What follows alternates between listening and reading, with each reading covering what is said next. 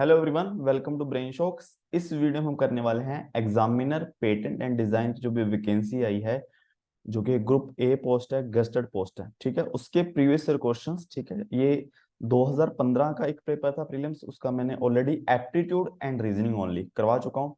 और अभी हम ये मेरे पास पेपर जो है ये है 2018 का। ठीक है, इसके भी एप्टीट्यूड एंड रीजनिंग क्वेश्चंस करेंगे। 30 क्वेश्चंस हैं टोटल, 60 क्वेश्चंस हैं। ठीक है, और अगर पेपर के लेवल की बात की जाए, 2015 वाला पेपर काफी आसान था मेरे हिसाब से, एप्टीट्यूड एंड रीजनिंग। बट इस पेपर में थोड़ा सा लेवल 15 से ज्यादा है एप्टीट्यूड में। ठीक है, तो इसलिए हमें भी कभी भी जो प्रीवियस ईयर क्वेश्चन है उनको एज ए रेफरेंस कंसीडर करना चाहिए कि हाँ, बट जरूरी नहीं कि एग्जैक्ट उसी लेवल के उसी टॉपिक क्वेश्चन आए। ठीक है, वो सिर्फ रेफरेंस के लिए हैं ये। तो हम स्टार्ट करते हैं एप्टीट्यूड से। ठीक है, देखो 31 से या फर्स्ट क्वेश्चन, देखो 31 क्वेश्चन है। Taps X and Y can fill the tank in 5 and 6 hours respectively. Tap Z can empty it in 12 hours. If all the three taps are open together, then in how much time the tank will be filled? ठीक है, एक tank है जिसमें tap X है, Y है और Z है। ठीक है, अब हम एक टैंक की इसमें कैपेसिटी कंसीडर कर लेते हैं, थोड़ा आसान हो जाता है। वो कैसे करेंगे? 5, 6, 12 इनका एलसीएम। ठीक है, हमारी थोड़ी सी कैलकुलेशन आसान हो जाएगी। 5, 6, 12 का एलसीएम देखो, 6 और 12 का एलसीएम 12 भी आएगा और टोटल आ जाएगा 60। ठीक है, तो 60 लीटर मैंने कैपेसिटी मान ली कि टैंक की कैपेसिटी जो हमारी 60 लीटर है। अब एक्स का फ्लो रेट क्या होगा? मतलब अगर 60 लीटर का टैंक है, एक्स 5 घंटे में भर देता है, इसका मतलब ये 12 लीटर भर देगा 1 घंटे में। ठीक है, सिमिलरली वाई जो है डिवाइड बाय 6 यानी कि 10 लीटर पर आवर इस स्पीड से भर देंगे। जेड की स्पीड से खाली कर रहा होगा, 12 घंटे में खाली करते यानी कि 5 लीटर पर आवर में खाली कर देता होगा। तीनों टैप अगर मैं एक साथ ओपन कर दूं तो 1 आवर में क्या होगा?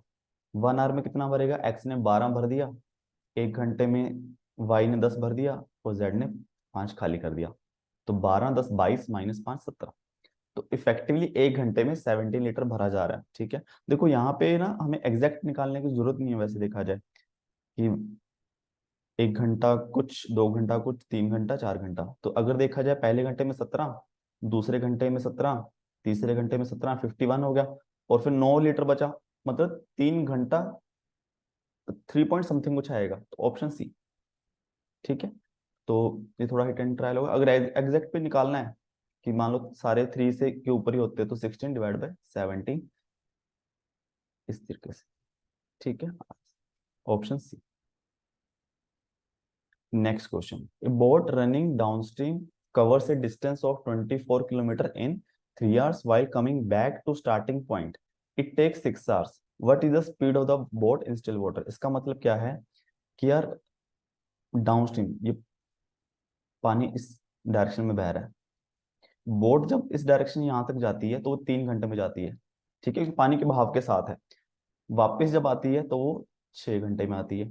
तो डाउनस्ट्रीम की स्पीड कितनी होगी? 24 divide by 3, 8 kilometre per hour. और आने अपस्ट्रीम बहाव की उल्टी दिशा में तो 24/6 यानी कि 4 kilometre per hour.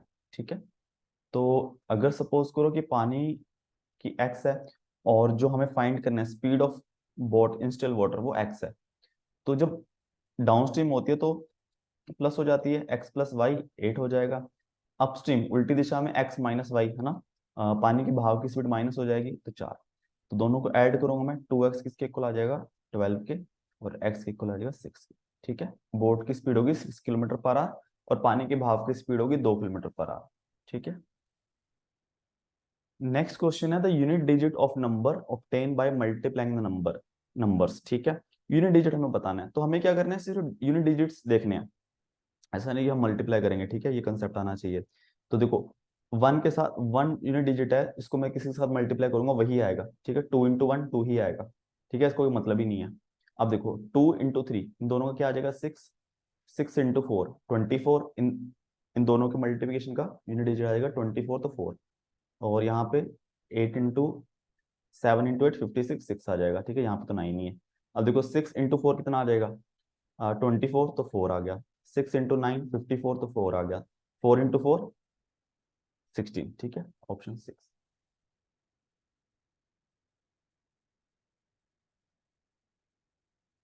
Next question देखो, the annual income of a cosmetic company is depicted below by a line graph, study the graph and answer the following question, the given question. देखो cosmetic company है, हर साल जैसे 2010 में इनकी income कितनी है 30 लाख, और 2011 में 20 लाख, 12 में 20 लाख, इस तरीके से उन्होंने ग्राफ बनाया हुआ है, ठीक है।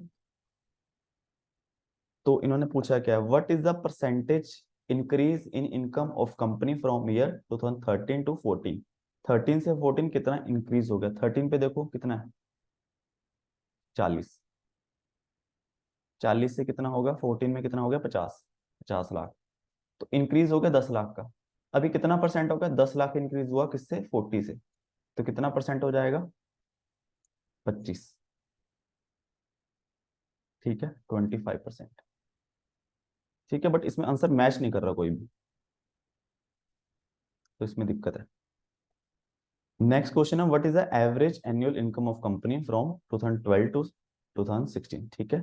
2012 से 16 तक कितने साल हो गए, 1 2 3 4 5, ठीक है। सम कर लेते हैं, 20 और 40 60 और 50 110 और 50 160 और 70 230, 230 होगी टोटल इनकम 5 सालों की, एवरेज डिवाइड बाय 5, ठीक है।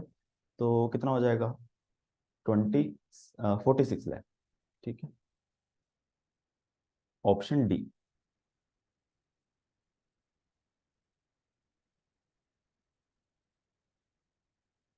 नेक्स्ट क्वेश्चन देखो, इन्होंने बोला 4 candidates A B C appeared in 5 subjects in test, their score out of 50 are given below, study the table and answer the given question, ठीक है। तो ए बी सी डी के कुछ 5 सब्जेक्ट हैं, 50 में से नंबर आए हुए हैं, तो ये टेबल में दिए हुए हैं, और हमें बताना है who amongst the 4 candidates obtain the highest aggregate score. तो अब देखो टोटल करना पड़ेगा, ठीक है, सम एडिशन करना है, तो इसमें कोई गलती सिली मिस्टेक ही हो सकती है ना, सवाल समझने में मुझे लगता नहीं कोई दिक्कत होगी, ठीक है। सबको ऐड करना है, देखो 8 4 12, 2 14, 5 19 और 3 22, 2 कैरी आ गए, 3 2 5, 2 7, 4 11, 3 14, 2 16, 162, ठीक है।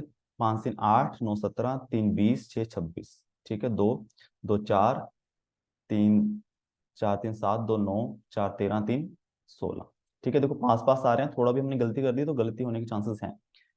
6 2 8 7 15 16, 16 और 8 24, 2 4 2 6, 2 8, 3 11, 3 14, 2 16, ठीक है, बहुत ही पास पास है। 2 2 3 9 15, एक आया, 3 1 4, 4 8, 2 10, 3 6 13, 160, देखो बिल्कुल पास पास है, तो 166 बी के हाईएस्ट मार्क्स हैं, ठीक है। नेक्स्ट क्वेश्चन है, what is the aggregate percentage score obtain bye candidate D, ठीक है, डी के कितने परसेंट है। अब देखा जाए इसमें ना कोई भी आंसर मैच नहीं कर रहा, क्योंकि देखो डी के जो मार्क्स आए हैं वो 165, टोटल मार्क्स कितने हो गए 50 50 50 50 250, ठीक है, 250 इंटू 100, तो ये जगह 5 दूनी 10, 5 5 25, 5 33, तो 66% आना चाहिए, ठीक है। बट इसमें भी कोई मेरे हिसाब से आंसर मैच नहीं कर रहा है, ठीक है। 33% तो हो ही नहीं सकते हैं, क्योंकि इसके मार्क्स जो हैं अगर 50 से में से देखा जाए तो अच्छे अच्छे मार्क्स, अच्छे मार्क्स ही हैं, ठीक है। तो अब या तो फिर उन्होंने कुछ सबको 100 मान लिया जब इन्होंने आंसर निकाला होगा, तब 33% आ सकता है, ठीक है। और अगर हम चलो ये देख लें कि भाई जो इनके टोटल मार्क्स आए हैं उसमें डी का कितना परसेंट है, उसमें से भी नहीं बन रहा, ठीक है। तो इस क्वेश्चन में मुझे लगता है दिक्कत है।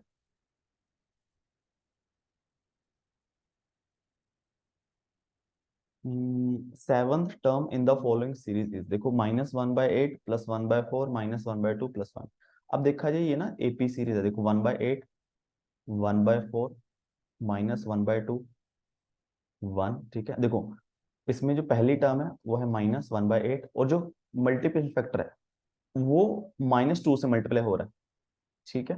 देखो -1/8 -2 से मल्टीप्लाई होगा तो 1/4 आ जाएगा, 1/4 -2 से मल्टीप्लाई होगा तो -1/2 आ जाएगा, इस तरीके से। अब ये जीपी बन गई, जीपी की कोई भी टर्म होती है कि मान लो nth टर्म है, वो होती है a r की पावर n-1, ठीक है। 7 टर्म क्या होगी, ए आर की पावर n माइनस वन 6। ठीक है, ए कितना है, -1/8 इंटू -2 की पावर 6। तो 2 की पावर 6 कितनी होती है, 64। तो 8 8 कैंसिल, -8 आ गया। ठीक है। और अगर ये फॉर्मूला नहीं भी आता है तब भी देखो 4 टर्म तो हो ही चुकी है। अगर हमें सेंस पता चल गया, -2 से मल्टीप्लाई किया, ये आ गई। एक मिनट, कुछ गलती की मैंने। 2 दूनी 4। अच्छा हाँ, -2 आ गया, फिर -2 करूंगा तो 4 आ जाएगा, फिर -2 करूंगा तो -8, 7 टर्म आ गई, सिंपल। ठीक है। 39, factorization of x² plus 1/x² -6 is, देखो फैक्टराइजेशन करनी है। तो देखो कुछ नहीं समझ आ रहा, ऑप्शन में देखो, x माइनस 1/x -2 + 2, मतलब a minus B a plus B. Similarly यहाँ पे भी ऐसा कुछ है।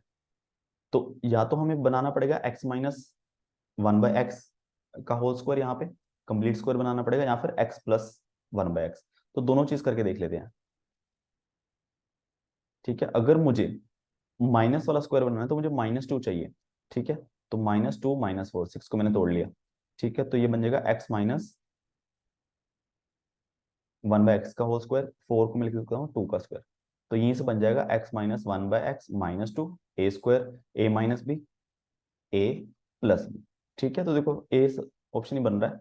और सिमिलरली प्लस वाला भी ट्राई कर देते, कुछ कुछ नहीं बनेगा। ठीक है, नेक्स्ट। तो ये हमें वैल्यू फाइंड करनी है, पहले स्क्वायर रूट है, फिर अंदर अंदर क्यूब रूट है, और अंदर है 0.004096। ठीक है, तो हम इसको थोड़ा सिंप्लीफाई कर लेते हैं कि 0.004096, इसको मैं ऐसे लिखता हूँ 4096 इंटू 1 2 3 4 5 6 इंटू 10⁻⁻6। ठीक है, अब इसको मैं 2 की पावर में, हमें पता है कि 2 की पावर 10 क्या होता है। ठीक है, ये दिखना चाहिए कि ये 2 की पावर आएगा कुछ 1024। ठीक है, इंटू 4 करूंगा ये आ जाएगा, तो ये बेसिकली 2 की पावर 12 आता है। ठीक है, अब आसान है, सबसे पहले मैं क्या करूंगा, मान लो x है, मैं x का क्यूब रूट कर दूं। ठीक है, 2 की पावर 12 है, डिवाइड बाय 3 हो जाएगा, 2 की पावर 4 आ जाएगी, और 10 की पावर -2 आ जाएगी। फिर मेरे पास y आ गया, अब मुझे इसका आगे फिर स्क्वायर रूट करना है, तो स्क्वायर रूट y, 2 की पावर 4 है तो 2 की पावर 2 ही रह जाएगी, 10 की पावर 2 -2 है, 10 की पावर -1 ही रह जाएगी, तो 4/10.4 आ जाएगा। ठीक है, next question, value of 102 square is 10404, value of under root. ठीक है, ये पूछे इन्होंने। अब देखो अंडर रूट जो है 10404, इसका मतलब क्या हो गया, 102। ठीक है, अब स्क्वायर रूट के अंदर 2 डेसिमल इधर गए तो यहाँ पे 1 डेसिमल इधर आएगा, यानी कि इसकी वैल्यू आ जाएगी 10.2। ठीक है, डेसिमल 2 डिजिट फिर इधर लेफ्ट हो गया, तो मतलब 1 डिजिट और। ठीक है, 2 डिजिट और, तो 0.102। ठीक है, तो बस इनको सम करना हमें, 10.2, 1.02, 0.102। ठीक है, तो 22311, 11.322। ठीक है, ऑप्शन बी।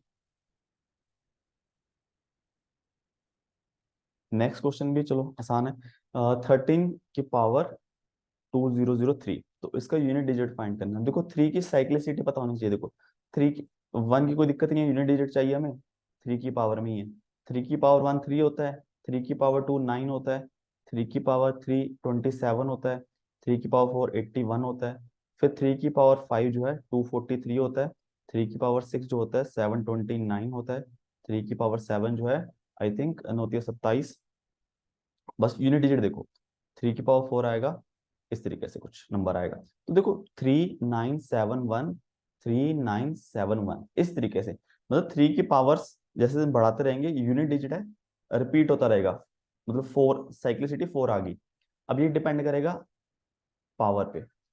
अब इसको हमें क्या करना है, 4 से डिवाइड करके देखना है कि इसकी कितना रिमाइंडर आ रहा है। ठीक है, 4 से डिवाइड करो, रिमाइंडर 3 आएगा, साफ साफ दिख रहा है। ठीक है, 5 20, तो 0 3 0 0, 3 रिमाइंडर आ गया। ठीक है, इसका मतलब इसका यूनिट डिजिट जो आएगा वो 3 की पावर 3 वाला आएगा, यानी कि 7, option B. Next, total number of prime factors in 9 raised to power 6 into 49 into 64 raised to power 4 5 raised to power 5। ठीक है, तो 9 को मैं लिख सकता हूँ 3 की पावर 2 की पावर 6। ठीक है, ये 7 का स्क्वायर आ जाएगा, ये 2 की पावर 6 होता है इंटू 4 आ जाएगा, ये 5 की पावर 5 ही है। तो यहाँ पे 3 की पावर 6 दूनी 12, 7 की पावर 2 है, 6 into 4 24 into 5 raised to power 5। तो नंबर ऑफ प्राइम फैक्टर्स कितने आ जाएगा, 12 तो 3 है इसमें, 12 2 14 और 24, 38 प्लस 5 43। ठीक है, next, the largest number of 3 digits exactly divisible by 2 3 5 7। ठीक है, तो मतलब लार्जेस्ट 3 डिजिट, तो इसका हम तरीका क्या है कि इसके एलसीएम से भी डिवाइड होना चाहिए ना वो नंबर, तो इसका एलसीएम निकाल सकते हो। नहीं निकालना, एक चीज है, देखो लार्जेस्ट नंबर 999 है। अब 5 से डिवाइड, 5 को देखो, 5 से डिवाइड तो सिर्फ बी और सी होंगे, ए और डी गया। ठीक है, लार्जर है, पहले हम 840 को देख लेते हैं। 5 से डिवाइड हो रहा है, यस। 2 से हो जाएगा, यस। 3 से हो रहा है, यस। 8 4 12, 7 से हो जाएगा, 12 7 84। ठीक है, तो ऑप्शन सी आ जाएगा। नहीं तो फिर तरीका क्या है, इसका एलसीएम निकालो और फिर चेक करो। नेक्स्ट क्वेश्चन है, HCF of two numbers is 6 and their LCM is 840 if one number is 120 other number. ठीक है, दो नंबर का जो मल्टीप्लिकेशन है वो उसके HCF और एलसीएम के मल्टीप्लिकेशन के इक्वल होगा, तो x आ जाएगा 6 इंटू 840 डिवाइड बाई 120। तो एक 12 7 84 7 42, ऑप्शन डी। ठीक है, नेक्स्ट क्वेश्चन जो है, the value of 0.86 cube minus 0.1 cube divide by 0.86 square plus 0.086.01 का स्क्वायर। देखो ये क्या है, a cube minus b cube upon a square plus b, a square plus a b plus b square, इससे compare कर लो। ठीक है, तो बेसिकली आ जाएगा ए माइनस बी, और यहाँ पे वही टर्म आ जाती है, तो ये कैंसिल हो जाएगा। ठीक है, तो बचा क्या, ए माइनस बी, तो इसका आंसर भी क्या आ जाएगा, ए माइनस बी, यानी कि 0.86 माइनस 0.1 0.76। ठीक है, option A. Next question is the standard deviation of 10 observation is 4. If each observation is divided by 2, then new standard deviation will be। ठीक है, तो new standard deviation will be divide by 2 हो जाएगी जो पहले थी। ठीक है, तो आंसर आ जाएगा 2, और अगर -2 भी होता तो मोड आ जाता। ठीक है, ये चीज ध्यान रखना।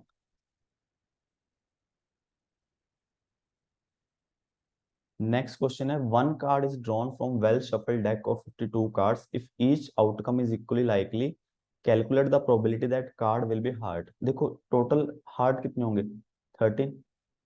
ठीक है, फेवरेबल केसेस टोटल केसेस 52 हैं, तो प्रोबेबिलिटी 1/4 हो जाएगी। ठीक है, काफी आसान है ये। नेक्स्ट क्वेश्चन है 49th, the total population of city is 40,000, the various section of them are indicated below in the circle diagram. देखो, employed in public sector, employed in private sector, employed in corporate sector, self employed, unemployed. और पूछा क्या है, number of person employed in private sector. Private sector में कितनी है, देखो private sector कौन से वाले हैं, सेकंड, मतलब जो एंगल है वो 112 डिग्री, तो 112 डिवाइड बाय टोटल एंगल 360। ठीक है, तो टोटल का इस हिसाब से आ जाएगा। ठीक है, तो इसको हम कर सकते हैं, 1 मिनट, और 36,000 आ जाएगा यहाँ पे, और 9 चौका 36, 9 और 12 को, 112 को डिवाइड करें, क्या आ जाएगा, 9 एकम 9, और तो नहीं होगा ना, 3 से तो नहीं होगा, चलो 9 22, 9 दूनी 18, फिर 4, फिर डॉट, 9 चौका 36, फिर 4, ऐसे मतलब 12.444 अब चलता रहेगा, इंटू 1000 भी है, तो 12 4 अप्रोक्स। ठीक है,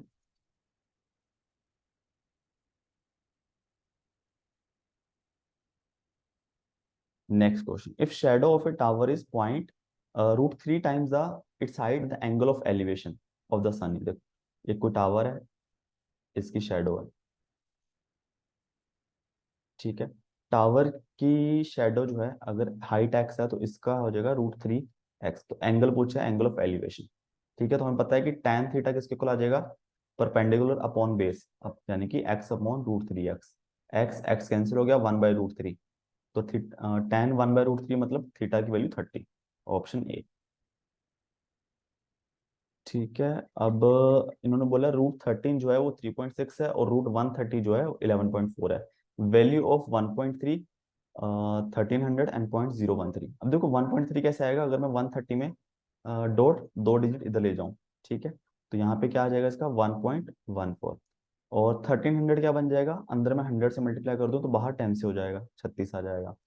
और इसमें ये कैसे बनेगा, अगर मैं यही डॉट 2 डिजिट और उधर ले जाऊं तो यहाँ पे 0.114। ठीक है, तो आंसर आएगा 36 और एक 37, तो ये तो नहीं आएगा। 36, एक 14 और 0.114। ठीक है, तो क्या आएगा, 4 आएगा, 4 एक 5 और 2 7 3। ठीक है, ऑप्शन बी। बस ये तो सिंपल कैलकुलेशन है। Next question, each edge of the cube shown below has a length of a. ठीक है, what is the perimeter of quadrilateral A B D E, यानी कि ए बी डी ई। ठीक है, इसका फाइंड करना है। अब देखो ये साइड तो ए है, ये भी ए है, ये साइड कितनी हो जाएगी, तो यहाँ पे पाइथागोरस लग जाएगी ना, 90 एंगल है तो a√2, और ये भी a√2। ठीक है, पैरामीटर कितना आ जाएगा, 2 × a + a√2। ठीक है, ए बाहर आ जाएगा, 2 1 + √2। ठीक है, ऑप्शन सी। अब ये सवाल इन्होंने गलत दिया है, देखो 53। इन्होंने बोला कि 1.2 बार + 1.3 बार इज इक्वल टू। ठीक है, तो सबसे पहले देखो अगर हम इनके तरीके से करें फिर देखते हैं कि गलती क्या है इस सवाल में। तो 1.2 बार ये किसके इक्वल आएगा, देखो 1 + 2 बार। ठीक है, तो बेसिकली 2 बार मतलब 2/9। ठीक है, तो ये बेसिकली 11। चलो इसको ऐसे लिख देते हैं हम, क्योंकि ऐड कर रहे हैं, तो 1.3 बार किसके इक्वल आ जाएगा, 1 + 3 बार इज इक्वल टू 1 + 3/9 या फिर 1/3। ये आ गया। ठीक है, अब इन दोनों को जब मैं ऐड करूंगा तब मेरे पास क्या आना चाहिए, 1 + 1 2 + 2/9 + 3/9 5/9। ठीक है, तो ये आ जाएगा 2.5 बार। ठीक है, ऐसा कोई आंसर नहीं है। ठीक है, क्योंकि सवाल देखोगे, देखो ये एक से बड़ा है, ये भी एक से बड़ा है, दोनों को मैं ऐड करूंगा आंसर मेरा 2 से बड़ा आने वाला है, वो बात सही है। ठीक है। अच्छा हाँ, इसको ये भी करने की क्या जरूरत थी, सीधा हम ऐड ही तो कर देते, 2 2 2 करके 0.33 करते, तो वो 2.555 ही बन रहा था। ठीक है, बट सवाल में क्या है, यहाँ पे मल्टीप्लिकेशन है। ठीक है, इसलिए मुश्किल है, ये तो आसान ही था। ठीक है, तो मल्टीप्लिकेशन के हिसाब से करना है। ठीक है, तो ये कितना बन गया, 9 2 11/9, और ये बन गया, इसको हम 1/3 कर दें तो 4/3। ठीक है, तो इन दोनों को मल्टीप्लिकेशन करने से आंसर कितना आ जाएगा, 44/27। ठीक है, इस तरीके से। अब इसको हम डिवाइड जब करेंगे 27 को 44 से,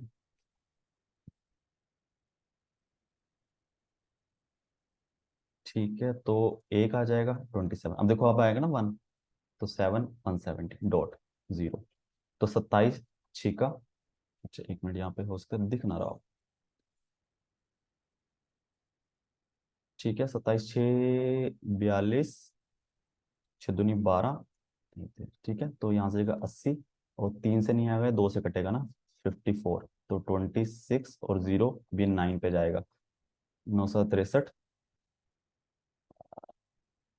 963, 9 दूनी 18 और 6 24। ठीक है, 7 170। फिर देखो 170 आ गया, फिर देखो 6 आ जाएगा।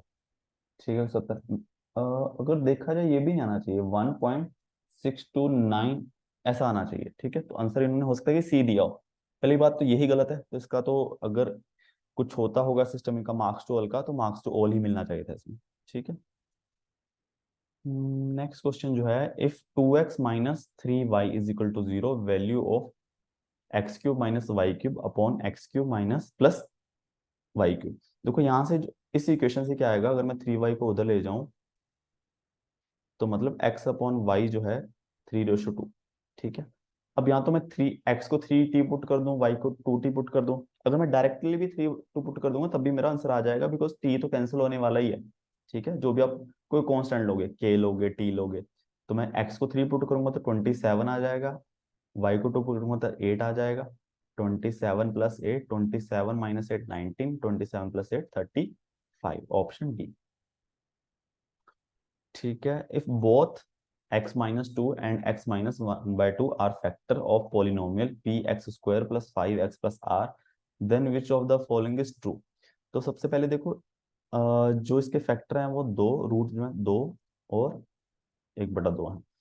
अब माइनस ऑफ एडिशन ऑफ, अच्छा सॉरी, जो इन दोनों का सम है वो किसके इक्वल आता है, जैसे मान लो कि ए बी सी है, ए मतलब पी, बी मतलब 5, सी मतलब आर, तो माइनस बी बाय ए यानी कि -5/p, तो यहाँ से p की वैल्यू आ सकती है। और इन दोनों का जो मल्टीप्लिकेशन है वो किसके इक्वल आता है, c बाय ए यानी कि r/p, तो ये कैंसिल हो गया, तो यहाँ से 1, r is equal to equal आ जाएगा p के। ठीक है, ऑप्शन सी। अब देखो 56, ये है डिस्काउंट वाला।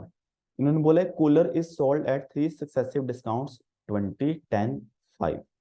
If market price of cooler is 5000 then it's net selling price. सबसे पहले तो हम नेट अगर डिस्काउंट निकाल लें, दो चीजें, या तो हम 50,000 पे आप डिस्काउंट निकालते रहिए कि जैसे 50,000, इस पे मैंने पहले 20% डिस्काउंट दिया, इसका मतलब मैंने इसको 80% पे बेच दिया, तो इसका 80% के लिए मल्टीप्लाई करने के लिए 4/5 इंटू, अब 10% डिस्काउंट दे दिया, इसका मतलब मैंने 90% पे बेच दिया, मतलब बाद में आगे, तो 9/10 90% इंटू 5% डिस्काउंट दे दिया, इसका मतलब मैंने इसको 95% पे बेच दिया, यानी कि 19/20। ठीक है, तो क्या कर सकते हैं हम, एक जीरो कट गई, 5 से ये कट गया, 10 आ गया, 2 से हमने ये काट दिया, 2 आ गया। ठीक है, तो कैसे मल्टीप्लाई करें, 19 दूना 38, ठीक है, 38 और 9, 8 9 72, 7 9 27 और 7 34, ठीक है, 342 और एक जीरो और सी। ठीक है, इस तरीके से एक स्टेप में हो जाएगा सवाल।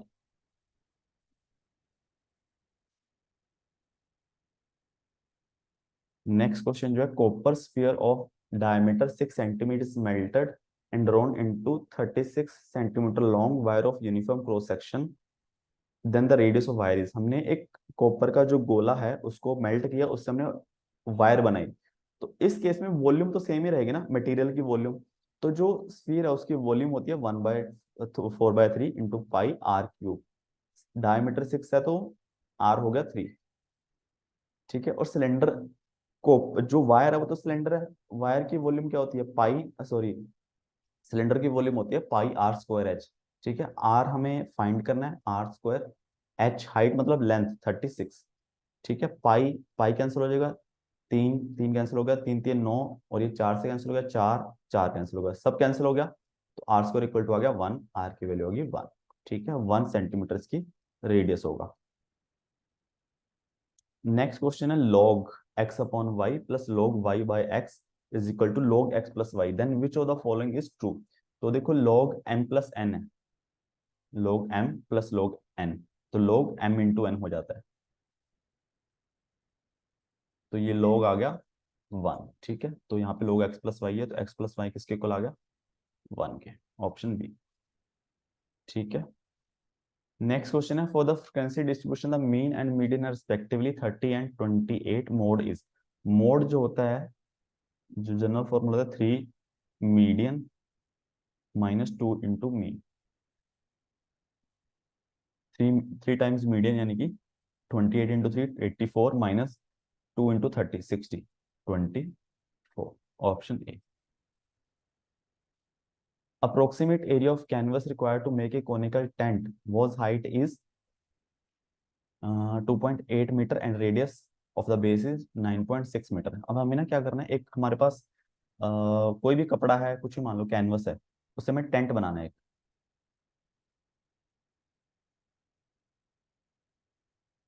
ठीक है, तो कितना इसको हमें एरिया चाहिए, मतलब जो टेंट हमारा बनेगा, देखो बेस पे तो कुछ नहीं आएगा, कपड़ा कुछ कपड़ा होगा हमारे पास, तो हमने इसको फोल्ड करके एक टेंट सा बना दिया, तो हमें ये एरिया चाहिए, कर्व वाला एरिया चाहिए कौन का। ठीक है, तो कर्व वाला एरिया होता है पाई आर एल, यानी कि आर रेडियस हो गया, एच हाइट होगी, एल होगी स्लैंटेड हाइट, टेढ़ी हाइट। ठीक है, तो जो एल है, एल किसके इक्वल आएगा, एल आएगा under root r square plus h square. ठीक है, आर कितना है, ये आ जाएगा 2.9 एच का स्क्वायर, चलो ये होगा 2.8 का स्क्वायर प्लस 9.6 का स्क्वायर। ठीक है, इसको देखो कैलकुलेशन करनी मुश्किल है, बट हम कोशिश करते हैं इसमें। इसमें सबसे पहले तो मैं क्या करता हूँ कि पॉइंट, इसका जो .1 है वो तो मैं पहले कॉमन बाहर निकाल लेता हूँ। ठीक है, 28 का स्क्वायर प्लस 96 का स्क्वायर, और मैं क्या कॉमन निकाल लेता हूँ, 4। तो 7 का स्क्वायर और ये 4 कॉमन निकाला था मैंने, ये आ जाएगा 24 का स्क्वायर। अब थोड़ा सा आसान हो जाएगा। ठीक है, ये 49 और 24 का होता है 576। ठीक है, तो .4 ये आ जाएगा 625, और ये होता है 25 का, तो 25 चौका 100 और ये 10 आ जाएगा। ठीक है, ये इससे थोड़ी सी ये चीज अगर समझ आएगी ना, क्लिक करेगी तो थोड़ी कैलकुलेशन आसान हो जाएगी, नहीं तो थोड़ी सी मुश्किल ही जाएगी। ठीक है, तो 10 आ गया सिलेंडर हाइट, तो सिंपल सी बात है, पाई आर कितना है 2.8, ये होगा 10। तो कितना आ जाएगा आंसर, पाई की वैल्यू होती है 22/7, ही ले लो इसको 22/7, और अप्रोक्सीमेट, क्योंकि आंसर सारे दूर दूर ही है ना, कर सकते हैं 22/7, और ये डॉट कट जाएगा इससे, 7 चौका 28, 4 दूनी 8। अरे कुछ गलती गलती की है, क्या गलती कर दी हमने,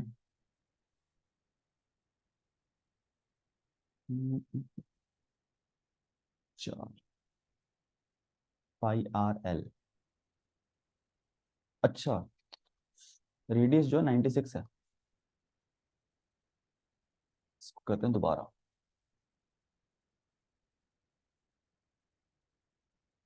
देखो रेडियस जो है पाई, यानी कि 3.14 × 9.6 × 10।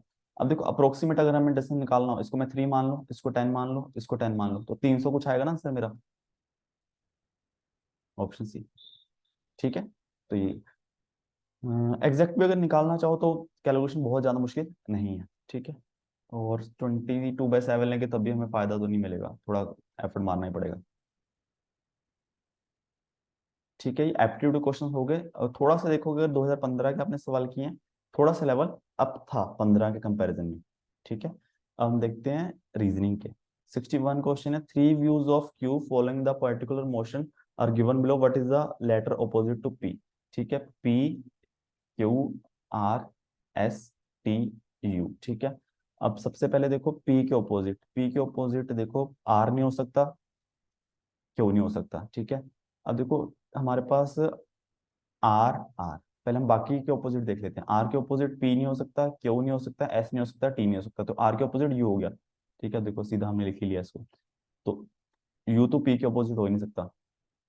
फिर मैं एस को देख लेता हूँ, एस के ऑपोजिट आर नहीं हो सकता, टी नहीं हो सकता, क्यू नहीं हो सकता, यू नहीं हो सकता, तो पी ही होगा। अच्छा ये तो वैसे ही लिखा गया। ठीक है, इस तरीके से। ठीक है, नेक्स्ट क्वेश्चन इन्होंने बोला है plus means division, minus means multiplication, multiply means subtraction, division means addition, then 280 + 10 × 20 - 8 divide by 6।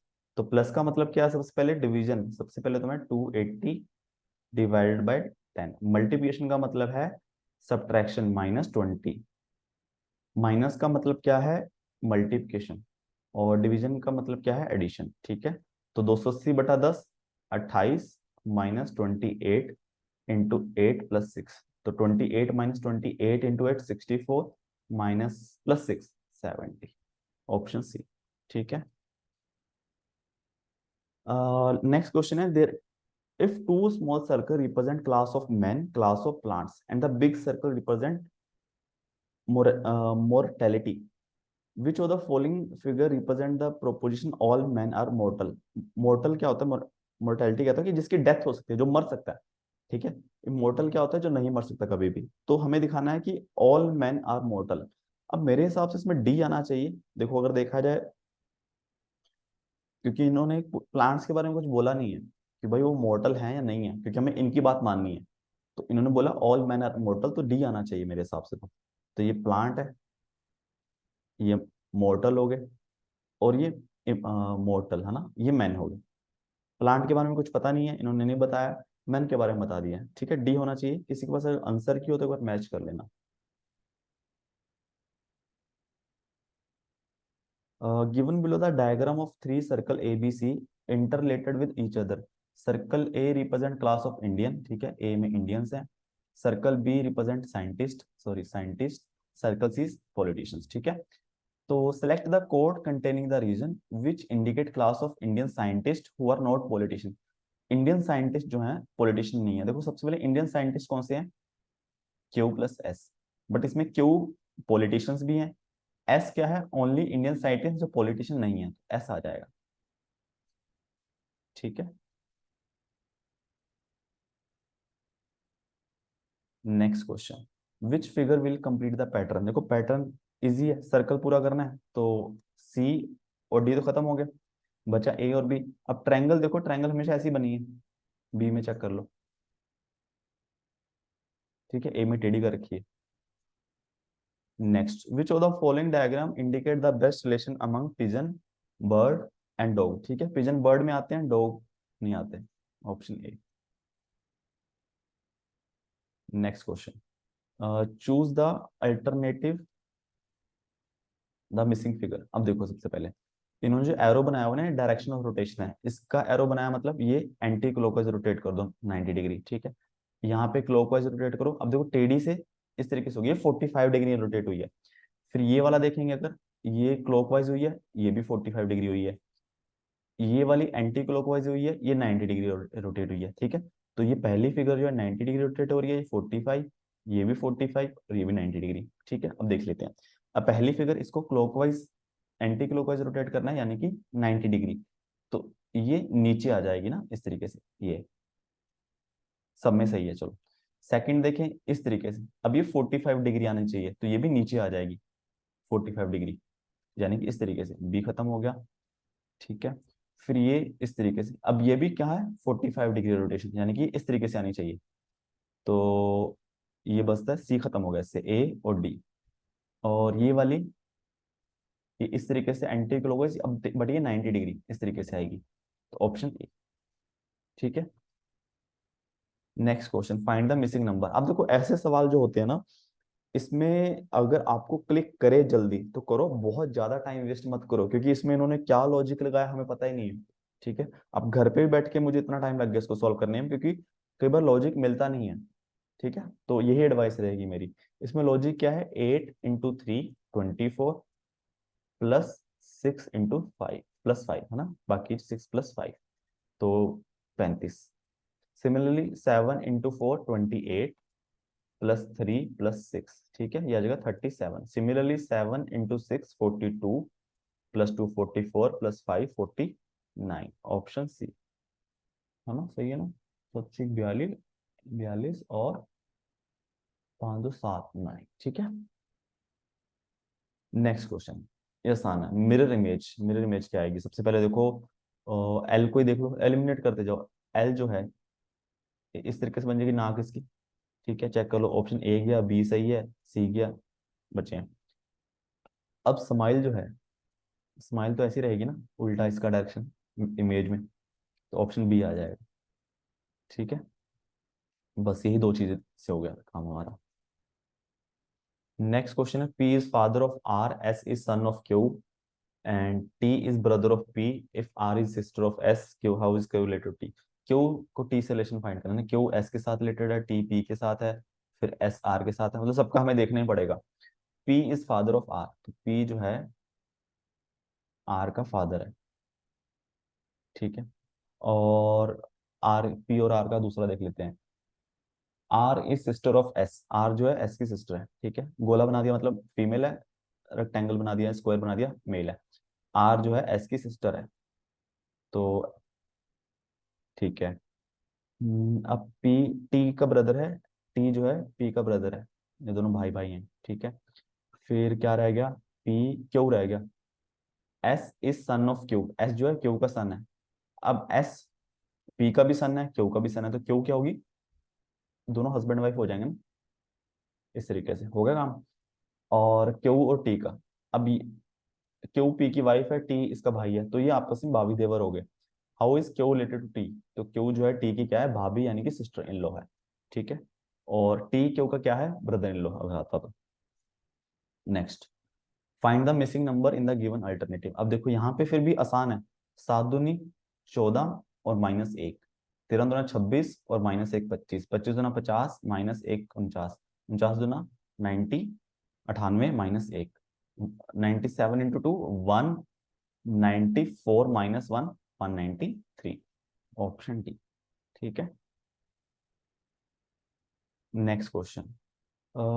If sum of the numbers on the opposite faces are 7, then which of the following dice is definitely defective? देखो सम 7 है, इसका मतलब 1 और 6 opposite होंगे, 2 और, एक minute क्या कर रहा हूँ, 1 to 6 है, तो 2 और 5 4 और 3 इस तरीके से ऑपोजिट होंगे ना आपस में, तभी तो सम बनेगा। तो चेक कर लो, देखो यहाँ पे 4 4 के साथ 3 नहीं होना चाहिए, 5 के साथ 2 नहीं होना चाहिए, 6 के साथ 1 नहीं होना चाहिए। यहाँ पे देखो 2 और 5 साथ साथ हैं, तो ऑपोजिट कैसे हो जाएंगे, काम खत्म। ठीक है, बाकी भी चेक कर लो, 1 5 3 1 2 3 सही है।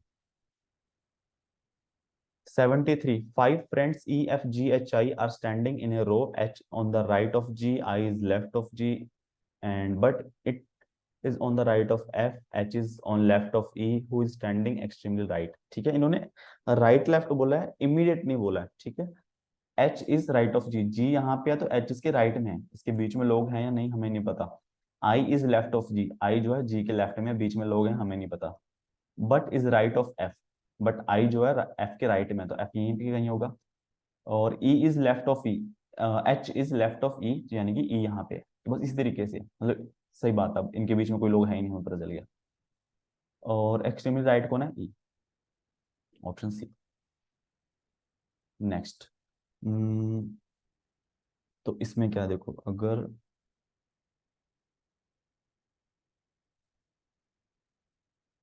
अगर ये देखा जाए, ये क्लॉकवाइज रोटेट हो गई, ये फिगर यहाँ पे आ गई, ये फिगर यहाँ पे आ गई, ये यहाँ पे आ गई, ये यहाँ पे आ गई, है ना। तो ये मेरे हिसाब से ये फिगर यहाँ पे आनी चाहिए, डी में है ना, डी और सी में।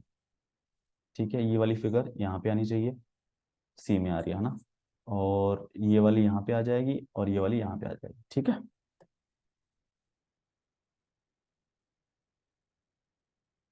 Next, the four problem figures, same चीज है, उस पैटर्न हमें बताना है कि कौन सी फिगर जो है ऑप्शन में इनसे सिमिलर है। ठीक है, सबसे पहले जो मुझे इसमें लगा कि इसमें जो है,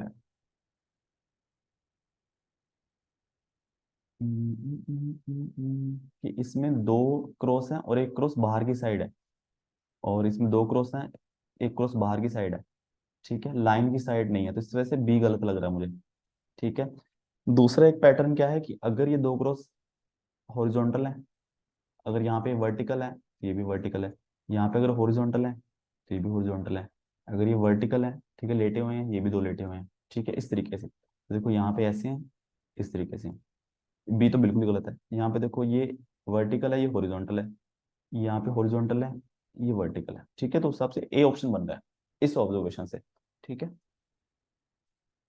नेक्स्ट, देखो ये सवाल जो है, ये मुझे लगता है इसमें जो यूपीएससी आता है ना, सिविल सर्विसेज, उसमें सी सेट का एग्जामिनेशन होता है, तो मुझे लगता है 2023 वाले पेपर में है। ठीक है, तो देखो ऐसी बिल्कुल सेम क्वेश्चन भी कई बार आ जाता है, और कंसेप्ट सेम तो होना ही होना है। ठीक है, उन्होंने क्या बोला है, cube painted red on the all the faces is cut into 125 cubes of equal size, how many cubes are not painted on any face. अब देखो क्या होता है क्यूब में, 5 × 5 है ना, इक्वल साइजेस, तो इसको 5 × 5 × 5, ठीक है, इस तरीके से कट किए, 125, ठीक है, इस तरीके से बने होंगे। तो अब क्या होगा, मान लो इस तरीके से बने हुए हैं, पेंट हर कॉर्नर, हर उस पे पेंट है, जो भी हमें बाहर दिख रहे हैं पेंट किया हुआ है इस पे। तो जब हम एक लेयर यहाँ से निकालेंगे, एक लेयर क्यूब की यहाँ से निकाल दी, एक लेयर सामने से निकाली, एक लेयर पूरी पीछे से निकाली, एक लेयर ऊपर की एक नीचे की, तब बाद में जो क्यूब आएंगे अंदर उन पे कोई पेंट नहीं होगा। ठीक है, तो वो नंबर ऑफ क्यूब कितने होंगे, 5 - 2 3, 5 - 2 3, 5 - 2 3, इतने 27। ठीक है, -2 जितने भी साइड है ना, कि मान लो A × B × C, इतने क्यूब्स हैं, तो A - 2 × B - 2 × C - 2, क्योंकि एक एक लेयर उतर रही है, आगे से, पीछे से, ऊपर से, नीचे से, दाएं से, बाएं से, ठीक है। Next, how many triangles are there in the following figure. सबसे पहले तो हम एक पोर्शन में देखते हैं। देखो एक इस तरीके की ट्रायंगल, देखो 1 2 3 4, चार तो ये हो गए। फिर ये वाली देखो इस तरीके से, 1 2 3 और 4, तो 8 ट्रायंगल तो हो गई।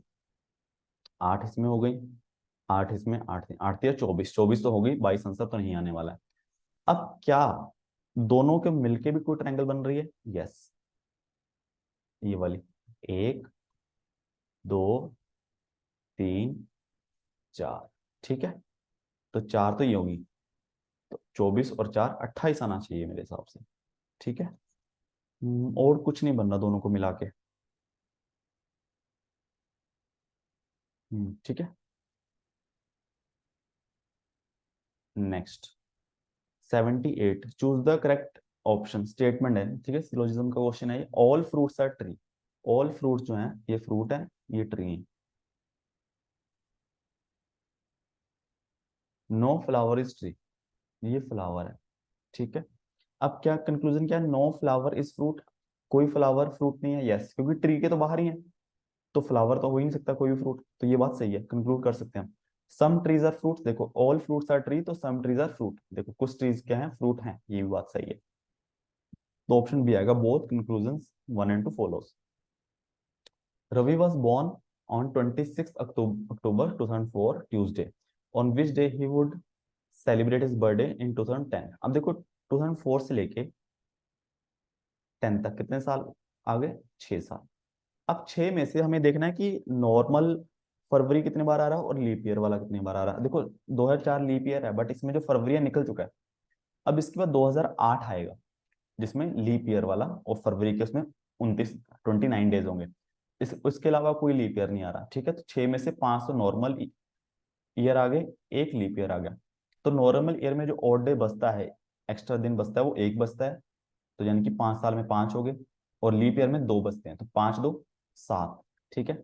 7 एक्स्ट्रा दिन बचे, उसको हम 7 से डिवाइड करेंगे, रिमाइंडर 0 ही आ गया। तो कोई एक्स्ट्रा डे नहीं बचा। जो डे 2004 में था वही डे 2010 में आ जाएगा, ऑप्शन सी ट्यूसडे, ठीक है। Which number is opposite to 4, देखो 4 के ऑपोजिट, देखो 4 के ऑपोजिट 4 नहीं हो सकता, 2 3 है, 2 नहीं हो सकता, 3 नहीं हो सकता। ये है, मतलब अगर आपको दिख जाए, ठीक है, कि 2 3 को कैंसिल कर दो, फिर 4 दिख जाए, 4 नहीं हो सकता, 1 ही होगा। अब हम देखें 1 जो है, 1 के ऑपोजिट 2 3 5, ठीक है। 1 2 3 4 5 6। अब देखो 3, अगर हमें चलो ऑप्शन कुछ ऐसा नहीं आता तो कैसे करते? देखो 3 के ऑपोजिट 1 2 5 6 4, तो 3 के ऑपोजिट क्या है? 6 ही है, ठीक है। और 2 के ऑपोजिट चेक कर लो। 2 के ऑपोजिट 1 नहीं हो सकता, 3 नहीं हो सकता, ठीक है। 4 नहीं हो सकता, तो 5 ही बचा, ठीक है। तो बस इस तरीके से। Next, arrange the following words according to English dictionary, ठीक है। अब सबसे पहले देखो कि वीओ तो सब में कॉमन है, तो हमें पहले 2 लेटर को देखने की जरूरत नहीं है। तीसरा लेटर सब में अलग है, CYIL, तो सबसे पहले सी आया होगा, तो मतलब 3, ऑप्शन डी खत्म। सी के बाद एल आएगा, तो यानी कि 3 के बाद, सॉरी, सी के बाद आई आएगा ना, सी के बाद आएगा, 3 के बाद 2 आएगा, खत्म। आई के बाद एल आएगा, तो यानी कि option B. If the letters of the word centrifugal are arranged alphabetically from left to right, which letter will come at the middle position? सबसे पहले देखो लेटर गिनो, 1 2 3 4 5 6 7 8 9 10 11, 11 लेटर है, मिडल में मतलब आएगा 6 लेटर, ठीक है। तो सबसे पहले मैं लिखना स्टार्ट करूं, ए, बी नहीं है, सी, डी नहीं है, ई, फिर F G, F G, H नहीं है, आई, ठीक है। आई हो गया ना 6 लेटर, यस, ठीक है। फिर आई, जो भी है, चलो आई के बाद एन आएगा, M N O P Q, sorry, L आएगा, फिर एन आएगा, फिर RTU, ठीक है। Find the missing term, current का यूनिट क्या होता है? एम्पियर, रेजिस्टेंस का क्या होता है? ओम, ठीक है। ये तो मुझे लगता है सबने पढ़ा ही होगा। 6 persons A B C D E F are standing in a circle. B is between F and C. A is between E and D. F is on left of D, which who is between A and F. तो एक circle बना लेते हैं। कितने लोग हैं? 6। 1 2 3 4 5 6।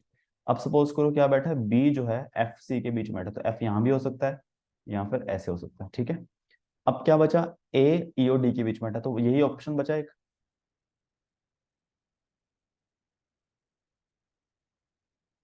अब हम यही कंसीडर करेंगे ना कि इस तरफ मुंह के खड़े हैं सारे, क्योंकि उन्होंने नहीं बताया हुआ, नॉर्मली ऐसा ही होता है।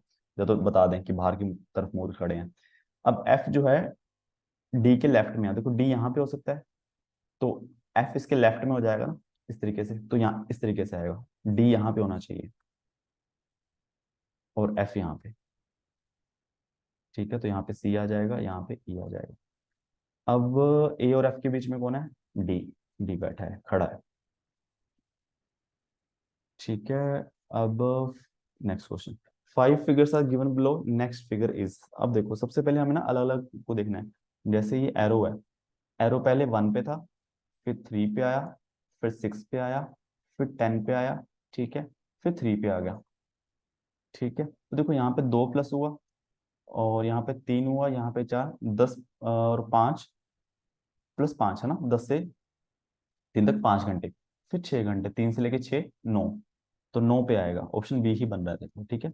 बाकी हम फिर भी चेक कर लेते हैं। जो सर्कल है, जो सर्कल वाला है, ये पहले 9 पे है, फिर 1 पे है, फिर 3 पे है, फिर 6 पे है, फिर 10 पे है, ठीक है। यहाँ पे 9 से एक 4 घंटे, यहाँ पे 2 घंटे, यहाँ पे 3 घंटे, यहाँ पे 4 घंटे, फिर मुझे लगता है 2 घंटे होने चाहिए ना, 4 2 3 4 2, 10 और 2 12। ये गलत लग रहा है ना, फिर इन्होंने 5 के हिसाब से किया हुआ है ना, 12 में 12 तो किसी कहीं भी नहीं है।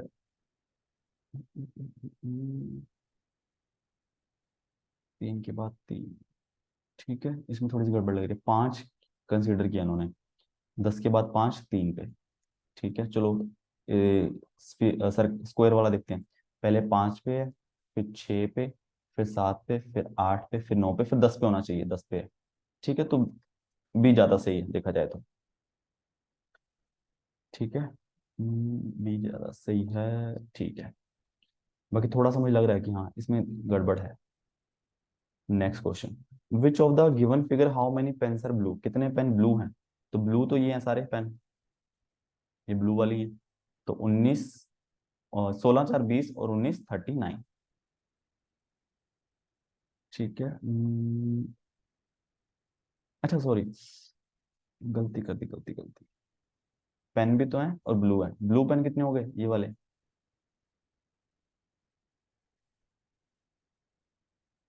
19 प्लस 4 23, ठीक है। और अगर ये बोलता कि pens which are blue but not black, तब आता 19, ठीक है। तो 19 और 4 दोनों आना चाहिए, कि ब्लैक है या नहीं हमें नहीं बताया उन्होंने। 87, which one of the following is odd, कौन सा ऑड है इनमें से? अब देखो यहाँ पे सर्कल जो है 1 2 3 4 5, ये तो सही है। एरो देखो इस right left right right right, तो यहाँ पे लेफ्ट होना चाहिए था ना, तो सही बन जाता। तो 4 वाला गलत है, option C. Next question, choose the correct option, ठीक है। अब देखो यहाँ पे ये रोटेट हो रहा है, ये क्लॉकवाइज रोटेट नहीं हो रहा, ये कर्व सरफेस यहाँ पे था, क्लॉकवाइज रोटेट हुआ यहाँ पे आ गया। अब कर्व सरफेस यहाँ पे रोटेट होगा तो इस तरीके से आ जाएगा, ठीक है। तो ऑप्शन ए और डी खत्म हो गए। अब जब रोटेट किया, अब डॉट यहाँ पे, क्रॉस यहाँ पे, तो डॉट यहाँ पे होता, सर्कल यहाँ पे होता अगर हम ऐसे रोटेट कर देते, बट ये इंटरचेंज भी हो गए हैं, ठीक है, आपस में। सिमिलरली यहाँ पे अगर मैं सिंपली रोटेट करता तो मेरा डॉट नीचे आता, क्रॉस ऊपर आता, बट ये आपस में इंटरचेंज भी करना है, तो मुझे डॉट ऊपर आएगा, क्रॉस नीचे आएगा, ठीक है, option B. Next, which part represent the players boys who are villagers, तो बॉयज और villagers, boys villagers represent the player, boys, player भी होना चाहिए, बॉयज भी और विलेजर भी, तो सी आ गया ना, सी जो है प्लेयर भी हैं, बॉयज भी हैं, विलेजर्स भी हैं, ऑप्शन बी। ठीक है, यस। लास्ट सवाल है, कंप्लीट द लेटर सीरीज। अब इस सवाल में क्या है, ऐसे सवालों में क्या है ना, जब आपका ऑफलाइन एग्जाम हो तो यहाँ पे पेंसिल काम आती है, क्योंकि आपको क्या करना पड़ता है, यहीं पे पुट करके देख लो, उसको रब कर दो, दोबारा करके देख लो, है ना, नहीं तो अलग से पूरा लिखना पड़ेगा। तो जैसे यहाँ पे मैं ए लिखा, ए लिखा, सी लिखा, सी लिखा, तो पैटर्न देखो, C A B, C A B, C A B. ठीक है, ये कुछ नहीं बन रहा है, पहले दो तो सही बन रहे हैं, तीसरे में गड़बड़ा गया। और यहीं भी मैं करूँ ए, ए सेकेंड, सी, तो देखो C A B, C A B, C A B. ठीक है, तो बी बन, बाकी करेंगे हम, कुछ नहीं बनेगा। बी, बी, सी, सी बी ए। ठीक है, सी बी ए, अगर मैं तीन दिन का भी पेयर बनाऊं, पहले B C A, B B C A B. ठीक है, सी बी ए बी, कुछ नहीं बन रहा है इसमें, तो सीक्वेंस बनी रही है। और ए, ए, ए बी। ठीक है, तो C A B, C A B, C A B, ये सी आना चाहिए था। ठीक है, तो ये भी गलत है। ठीक है, ऑप्शन बी सही है। ठीक है, तो ये हमारे हो गए aptitude and reasoning questions examiner patent के 2018 के पेपर के। ठीक है, इससे आपको थोड़ा सा पता चला होगा कि 2015 से एप्टीट्यूड थोड़ा सा अलग था। ठीक है, इसके अलावा किसी भी सवाल में इसमें डाउट हो तो नीचे कमेंट कर सकते हो, नहीं तो एप्टीट्यूड का जो ग्रुप बना रखा है वहां पे पूछ सकते हो। और वीडियोस कुछ सीखा हो तो प्लीज वीडियो को लाइक करना एंड चैनल को सब्सक्राइब कर देना। Thank you so much.